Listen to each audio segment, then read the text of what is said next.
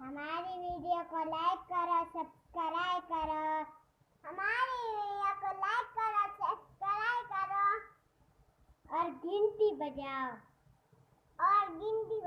और इस तरह वाला जो नहीं होता वो भी लगा देना।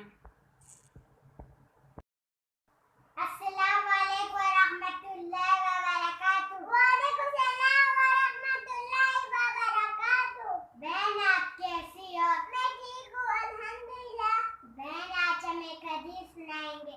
क़ाल नबिय्या सल्लल्लाहु अलैहि वसल्लम कुल मिम्मा यलीका।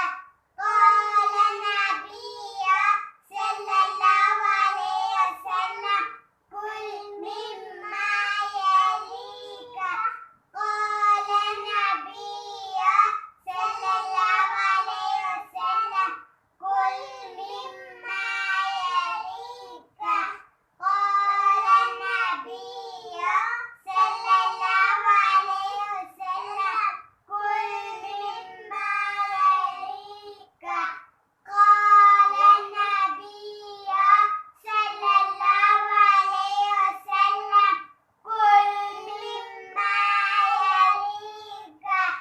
क़ाल नबिय्या सल्लल्लाहु अलैहि वसल्लम कुल मिम्मा यलीका।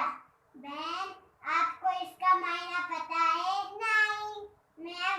जब भी हम लोग खाना खाने हैं अपनी तरफ से खाना खाओ, ये सल्लल्लाहु अलैहि वसल्लम फरमाते हैं।